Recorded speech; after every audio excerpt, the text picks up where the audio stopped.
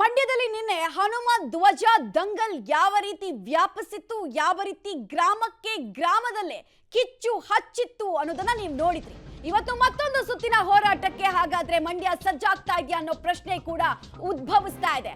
ಗ್ರಾಮಸ್ಥರ ನಿರ್ಧಾರ ಏನು, ಜಿಲ್ಲಾಡಳಿತದ ನಡೆ ಏನು, ಕಂಪ್ಲೀಟ್ ಡೀಟೇಲ್ಸ್ ಅನ್ನು ನಾವು ಕೊಡ್ತಾ ಹೋಗ್ತೀವಿ.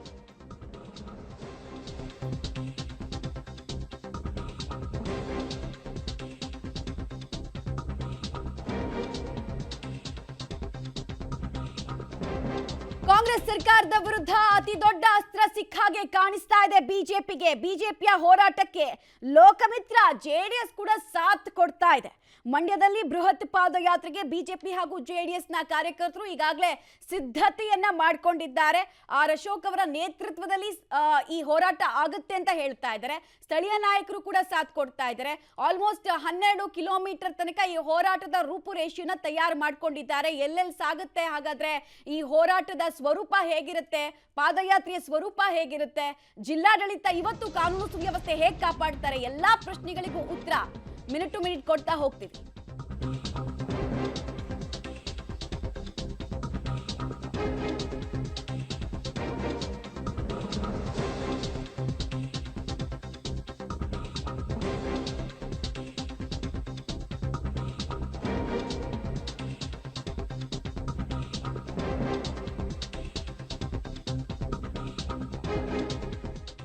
ಮಂಡ್ಯ ಡಿಸಿ ಕಚೇರಿ ಮುತ್ತಿಗೆಯನ್ನ ಬಿಜೆಪಿ ಹಾಗೂ ಜೆಡಿಎಸ್ ನಾಯಕರು ಹಾಕಲಿದ್ದಾರೆ. ಕೆರಗೋಡು ಗ್ರಾಮದಿಂದ ಮಂಡ್ಯ ಡಿಸಿ ಕಚೇರಿ ತನಕ ಈ ಪಾದಯಾತ್ರೆ ಸಾಗಲಿಕ್ಕಿದೆ. ಸುಮಾರು 12 ಕಿಲೋಮೀಟರ್ ಸಾಗಲಿದೆ ಬಿಜೆಪಿ ಹಾಗೂ ಜೆಡಿಎಸ್ ನವರ ಪಾದಯಾತ್ರೆ ಅನ್ನೋದು ಗೊತ್ತಾಗ್ತಾ ಇದೆ. ಕೆರಗೋಡು ಆಂಜನೇಯ ದೇಗುಲದಲ್ಲಿ ಪೂಜೆ ಸಲ್ಲಿಸಿ ಪಾದಯಾತ್ರೆಗೆ ಚಾಲನೆಯನ್ನ ಕೊಡಲಾಗುತ್ತೆ. ಹುಲಿವಾನ, ಸಾತನೂರು, ಚಿಕ್ಕಮಂಡ್ಯ, ಮಂಡ್ಯದ ಶ್ರೀ ಕಾಳಿಕಾಂಬ ದೇಗುಲ, ಡಿಸಿ ಕಚೇರಿಗೆ ಅಂದ್ರೆ ಈ ಮಾರ್ಗಗಳ ಮೂಲಕ ಡಿಸಿ ಕಚೇರಿ ತನಕ ಪಾದಯಾತ್ರೆಯನ್ನ ಹಮ್ಮಿಕೊಂಡಿದ್ದಾರೆ.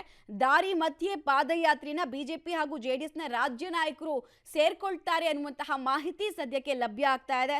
ಅಶೋಕ್ ಜೊತೆಗೆ ಸಿಟಿ ರವಿ ಹಾಗೂ ಜನಾರ್ದನ ರೆಡ್ಡಿ ಕೂಡ ಭಾಗಿಯಾಗ್ತಾರೆ ಅನ್ನುವಂತಹ ವಿಚಾರ ಕಂಡು ಬರ್ತಾ ಇದೆ. 10,000ಕ್ಕೂ ಹೆಚ್ಚು ಜೆಡಿಎಸ್ ಹಾಗೂ ಬಿಜೆಪಿಯ ಕಾರ್ಯಕರ್ತರು ಭಾಗಿಯಾಗುವಂತಹ ನಿರೀಕ್ಷೆ ಇದೆ. ನಿನ್ನೆ ಒಂದು ಗ್ರಾಮದಲ್ಲಿದ್ದಂತಹ ಕಿಚ್ಚು ಬೆಳಗ್ಗೆ ತನಕ ಮಧ್ಯಾಹ್ನ ಆಗೋಷ್ಟೊತ್ತಿಗೆ 2-3 ಗ್ರಾಮಗಳಿಗೆ ಆವರಿಸ್ತು. ಸಂಜೆಯ ನಂತರ ಊರೂರುಗಳಿಗೆ ಆವರಿಸ್ತು. ಜಿಲ್ಲೆಗಳಲ್ಲೂ ಕೂಡ ಈ ಕಿಚ್ಚು ಆವರಿಸ್ತಾ ಹೋಯ್ತು. ಇವತ್ತು ಮತ್ತೊಂದು ಸುತ್ತಿನ ಸಂಘರ್ಷವನ್ನ ಮಂಡ್ಯ ನೋಡ್ಬೇಕಾಗಿ ಬರ್ತಾ ಇದೆ. ಪೊಲೀಸರು ದೊಡ್ಡ ಮಟ್ಟದಲ್ಲೇ ಅಲ್ಲಿ ಸ್ಥಳದಲ್ಲಿ ಮೊಕಾಂ ಹೂಡಿದ್ದಾರೆ. ಡೀಟೇಲ್ಸ್ ಕೊಡ್ತಾರೆ. ನೇರ ಸಂಪರ್ಕದಲ್ಲಿ ಜಾಯಿನ್ ಆಗ್ತಾ ಇದ್ದಾರೆ ನಮ್ಮ ಇಬ್ಬರು ಪ್ರತಿನಿಧಿಗಳು, ರೋಹಿತ್ ಹಾಗೂ ವಿನಯ್. ಮೊದಲನೇದಾಗಿ ರೋಹಿತ್ ಹತ್ರ ಮಾತಾಡಿಸ್ಬಿಡ್ತೀನಿ. ರೋಹಿತ್, ಇವತ್ತು ಮಂಡ್ಯದ ಕೆರಗೋಡು ಗ್ರಾಮದ ಪರಿಸ್ಥಿತಿ ಹೇಗಿದೆ? ಬೂದಿ ಮುಚ್ಚಿದ ಕೆಂಡಾನ ಅಥವಾ ಸ್ವಲ್ಪ ತಿಳುವಾಗಿದೆ ಪರಿಸ್ಥಿತಿ ಅಂತ ಅನಿಸ್ತಾ ಇದೆಯಾ? ಮಮತಾ, ಸಂಪೂರ್ಣವಾಗಿ ನಿನ್ನೆ ಕೆರಗೋಡು ಗ್ರಾಮ ಉದ್ವಿಗ್ನತೆಗೆ ಕಾರಣವಾಗಿತ್ತು. ಅದು ಕೂಡ ಹನುಮ ಧ್ವಜವನ್ನು ಕೆಳಗಿಳಿತ ಹಿನ್ನೆಲೆಯಲ್ಲಿ ಒಂದು ಕಡೆ ಪೊಲೀಸರು ಲಾಠಿ ಚಾರ್ಜ್ ಮಾಡಿದರು, ಮತ್ತೊಂದು ಕಡೆ ಕೆರಗೋಡಿನ ಗ್ರಾಮಸ್ಥರು ವಿರೋಧವನ್ನು ವ್ಯಕ್ತಪಡಿಸಿದ್ರು. ಸದ್ಯ ಇವತ್ತು ಪಾದಯಾತ್ರೆ ಇರುವ ಹಿನ್ನೆಲೆಯಲ್ಲಿ ಯಾವುದೇ ರೀತಿಯಾದಂಥ ಅಹಿತಕರ ಘಟನೆಗಳು ಜರುಗಬಾರದು ಅನ್ನೋ ನಿಟ್ಟಿನಲ್ಲಿ ಬಿಗಿ ಪೊಲೀಸ್ ಭದ್ರತೆಯನ್ನು ಮಾಡಿಕೊಂಡಿರೋ ದೃಶ್ಯಾವಳಿಗಳನ್ನು ಗಮನಿಸಬಹುದಾಗಿರುವಂಥದ್ದು. ಸುಮಾರು 400ರಿಂದ 800 ಸಂಖ್ಯೆಯಲ್ಲಿ ಪೊಲೀಸರ ನಿಯೋಜನೆ ಆಗಿದೆ. ದೃಶ್ಯದಲ್ಲಿ ಗಮನಿಸಬಹುದಾಗಿರುವಂಥದ್ದು. ನಿನ್ನೆ ನಡೆದಂತಹ ಒಂದು ಧ್ವಜಸ್ತಂಭವನ್ನು ಕೂಡ ತೋರಿಸ್ತೀನಿ. ಅಲ್ಲಿ ನಿನ್ನೆ ಹನುಮನ ಒಂದು ಧ್ವಜ ಇತ್ತು. ಅದನ್ನು ಜಿಲ್ಲಾಡಳಿತ ಕೆಳಗಿಳಿಸಿ ಇವತ್ತು ಅಂದರೆ ನಿನ್ನೆ ಮಧ್ಯಾಹ್ನವೇ ಕೂಡ ತ್ರಿವರ್ಣ ಧ್ವಜವನ್ನು ಹಾರಿಸಿರುವಂಥದ್ದು. ಅದು ಇನ್ಮೇಲೆ 24/7 ಹಾರಾಡ್ತಾ ಇರುತ್ತೆ ಅನ್ನೋ ನಿಟ್ಟಿನಲ್ಲಿ ಜಿಲ್ಲಾಡಳಿತ ಈಗಾಗಲೇ ಹೇಳಿರುವಂಥದ್ದು. ಆ ನಿಟ್ಟಿನಲ್ಲಿ ಇವತ್ತು ಮತ್ತೆ ಅದನ್ನು ಮರುಸ್ಥಾಪನೆ ಮಾಡಬೇಕು ಅನ್ನೋ ನಿಟ್ಟಿನಲ್ಲಿ ಇವತ್ತು ಹೋರಾಟ ನಡೀತಾ ಇರುವಂಥದ್ದು. ಈ ಬಗ್ಗೆ ಮಾತನಾಡೋಕ್ಕೆ ನಮ್ಮ ಜೊತೆ JDSನ ಸ್ಥಳೀಯ ಶಾಸಕರು ಅಂದರೆ ಮಾಜಿ ಶಾಸಕರಂತ ಅನ್ನದಾನಿ ಅವರನ್ನು ನಮ್ಮೊಟ್ಟಿದ್ದಾರೆ. ಅವರು ನಾನು ಮಾತಾಡ್ತೀನಿ. ಸರ್, JDS ಸಹ ಈ ಬಗ್ಗೆ ಹೋರಾಟಕ್ಕೆ ಧುಮುಕಿದೆ, ಏನು ಹೇಳ್ತೀರಾ ಸರ್?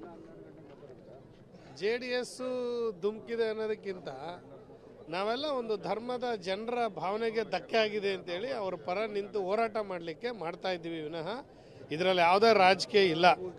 ರಾಜಕೀಯ ಬೆರೆಸ್ತಕ್ಕಂಥ ಅವಶ್ಯಕತೆಯೂ ಇಲ್ಲ. ಮತ್ತು ಈಗ ಏನು ಚುನಾವಣೆ ಏನು ಬಂದಿಲ್ಲ, ಚುನಾವಣೆ MP ಚುನಾವಣೆಯೂ ಇನ್ನೂ ಅನೌನ್ಸ್ ಆಗಿಲ್ಲ. MLA ಚುನಾವಣೆ ಇನ್ನೂ 4 ವರ್ಷ ಇದೆ.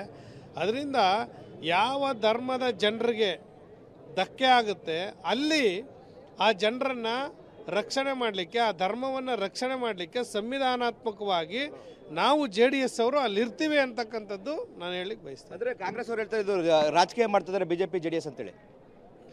ನಾನು ಈಗಲೇ ಹೇಳಿದ್ನಲ್ಲ, ರಾಜಕೀಯ ಮಾಡೋ ಸಮಯ ಇದು ಅಲ್ವೇ ಅಲ್ಲ. ಈಗೇನು ರಾಜಕೀಯ ಮಾಡೋಕ್ಕೋಸ್ಕರ ಏನು JDS ಬಾವುಟ ಹಾರಿಸಿದವ ನಾವಿಲ್ಲಿ ರಾಜಕೀಯ ಮಾಡೋಕ್ಕೆ? BJP ಬಾವುಟ ಹಾರಿಸಿದವ? ಏನಿಲ್ಲ, ನಾವೇನು ಹಾರಿಸಿಲ್ವಲ್ಲ. ಯಾವುದೋ ದೇವ್ರದ್ದು ಬಾವುಟ, ಹನುಮಂದು ಬಾವುಟವನ್ನು, ಅವರ ಹನುಮನ ಚಿತ್ರ ಇರೋದು ದೇವ್ರ ಬಾವುಟವನ್ನು ಹಾರಿಸಿದ್ರು. ಅದು ಅವರು ತೆಗೆದುಹಾಕಿದ್ದಾರೆ. ತೆಗೆಯುವಂಥ ಸಂದರ್ಭದಲ್ಲಿ ಇವತ್ತು ಯಥೇಚ್ಛವಾಗಿ ಇರ್ತಕ್ಕಂಥ ಈ ಧರ್ಮದ ಜನರ ಭಾವನೆಯನ್ನು ಕೆರಳಿಸ್ತಕ್ಕಂಥ ಕೆಲಸವನ್ನು ಸರ್ಕಾರನೇ ಮಾಡಿದಾಗ, ಅಂದರೆ ಒಂದೇ ಧರ್ಮದವ್ರು ಓಟ್ ಹಾಕಿದ್ದಾರೆ, ಅವ್ರಿಗೆ ಒಂದೇ ಜಾತಿ ಓಟ್ ಹಾಕಿದ್ದಾರೆ, ಒಂದೇ ಜನ ಒಂದೇ ವರ್ಗ ಓಟ್ ಹಾಕಿದ್ದಾರೆ. ಎಲ್ಲರೂ ಓಟ್ ಹಾಕಿರೋದಕ್ಕೆ 136 ಸೀಟ್ ಗೆದ್ದಿರೋದು ನೀವು. ಎಲ್ಲ ಧರ್ಮನೂ ಓಟ್ ಹಾಕಿರೋದಕ್ಕೆ 136 ಸೀಟ್ ಗೆದ್ದಿರೋದು. ಇಲ್ಲಾಂದರೆ ನೀವು ಕಾಂಗ್ರೆಸ್ನವರು ಒಂದೇ ವರ್ಗ ಒಂದೇ ಜಾತಿ ಒಂದೇ ಧರ್ಮದವ್ರು ಓಟ್ ಹಾಕ್ಸ್ಕೊಂಡ್ರೆ ನೀವು 136 ಸೀಟ್ ಹೆಂಗೆ ಗೆಲ್ಲಕ್ಕೆ ಸಾಧ್ಯ ಆಗ್ತದೆ? ಸಾಧ್ಯ ಆಗೋದಿಲ್ಲ. ಅದರಿಂದ ಯಾವುದೇ ಧರ್ಮದ ಜನರ ಭಾವನೆಗೆ ಧಕ್ಕೆ ಆಗದೆ ಇರೋ ರೀತಿಯಲ್ಲಿ ನಡ್ಕೊಳ್ಬೇಕು ಅನ್ನೋದು ನಮ್ಮ JDS ಪಕ್ಷದ ಒಂದು ಅಭಿಪ್ರಾಯ. ಇದಿಷ್ಟು ಮಮತಾ ಮಾಜಿ ಶಾಸಕರಾದಂಥ ಅನ್ನದಾನಿಯವರ ಮಾತಾಗಿರುವಂಥದ್ದು. ಅಂದರೆ ನಾವು ರಾಜಕೀಯವನ್ನು ಮಾಡ್ತಾ ಇರುವಂಥದ್ದು ಎಲ್ಲವೂ ಕೂಡ ಕಾಂಗ್ರೆಸ್. ಆ ನಿಟ್ಟಿನಲ್ಲಿ ಅಂದರೆ ಹಿಂದೂ ಧರ್ಮದ ಭಾವನೆಗೆ ಧಕ್ಕೆ ತರುವಂಥ ಕೆಲಸಗಳಾಗಿದೆ. ಆ ನಿಟ್ಟಿನಲ್ಲಿ ಅದರ ವಿರುದ್ಧ, ಅದರ ಪರವಾಗಿ ನಾವು ನಿಂತಿರುವಂಥದ್ದು. ಈ ಒಂದು ಧ್ವಜದಲ್ಲಿ ಮತ್ತೆ ಹನುಮನ ಧ್ವಜ ಹಾರಾಡಬೇಕು, ಅಲ್ಲಿವರೆಗೂ ಕೂಡ ನಮ್ಮ ಹೋರಾಟ ಮುಂದುವರಿಯುತ್ತೆ ಅಂತೇಳಿ ಅನ್ನದಾನಿಯವರು ಹೇಳ್ತಾ ಇರುವಂಥದ್ದು.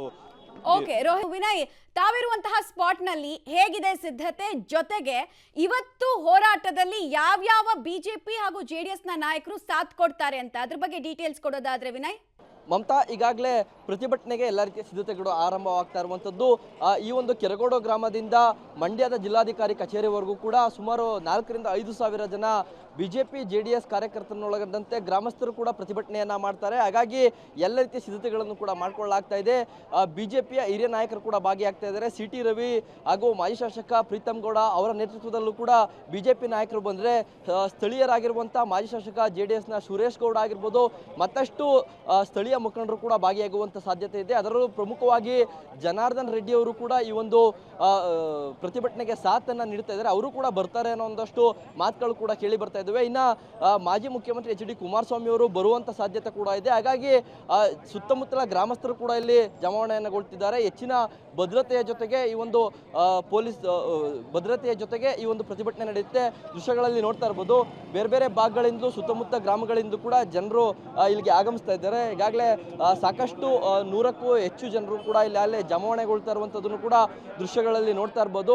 ಯಾಕಂದರೆ ಸುಮಾರು 9:30, 10 ಗಂಟೆ ವೇಳೆಗೆ ಇಲ್ಲಿಂದ ಆರಂಭವಾಗುವಂಥ ಪ್ರತಿಭಟನೆ ಸುಮಾರು ಮಧ್ಯಾಹ್ನ 2 ಗಂಟೆ ವೇಳೆಗೆ ಇದು ಜಿಲ್ಲಾಧಿಕಾರಿ ಕಚೇರಿಯನ್ನು ತಲುಪುತ್ತೆ. ಅಲ್ಲಿ ಜಿಲ್ಲಾಧಿಕಾರಿ ಕಚೇರಿಗೆ ಮುತ್ತಿಗೆ ಹಾಕುವಂಥ ಒಂದು ಪ್ರಯತ್ನ ಕೂಡ ಇಲ್ಲಿನ ಗ್ರಾಮಸ್ಥರು ಹಾಗೂ BJP JDS ಕಾರ್ಯಕರ್ತರಿಂದ ಆಗುತ್ತೆ. ಹಾಗಾಗಿ ಈಗಾಗಲೇ ಎಲ್ಲರೂ ಕೂಡ ಬಂದು ಈ ಒಂದು ಗ್ರಾಮದಲ್ಲಿ ಜಮಾವಣೆಗೊಳ್ತಿದ್ದಾರೆ. ಸುಮಾರು 200ಕ್ಕೂ ಹೆಚ್ಚು ಪೊಲೀಸ್ನವರು ಕೂಡ ಅವರ ಭದ್ರತೆಗೆ ನಿಯೋಜನೆಯನ್ನು ಮಾಡಲಾಗಿದೆ. ಹಾಗಾಗಿ ಹೆಚ್ಚಿನ BJP ನಾಯಕರು ಕೂಡ ಸೇರೋದ್ರಿಂದಾಗಿ ಮತ್ತಷ್ಟು ಪ್ರತಿಭಟನೆ ತೀವ್ರ ರೂಪವನ್ನು ಪಡೆದುಕೊಳ್ಳುವಂಥ ಸಾಧ್ಯತೆ ಇದೆ. ಅದರಲ್ಲೂ ಕೂಡ JDSನ ಮತ್ತಷ್ಟು ಹಿರಿಯ ನಾಯಕರು ಸ್ಥಳಕ್ಕೆ ಬಂದರೆ ಈ ಒಂದು ದೊಡ್ಡ ಮಟ್ಟದ ಕ್ರೌಡ್ ಕೂಡ ಜಮಾವಣೆ ಆಗುವಂಥ ಸಾಧ್ಯತೆ ಇದೆ ಮಮತಾ.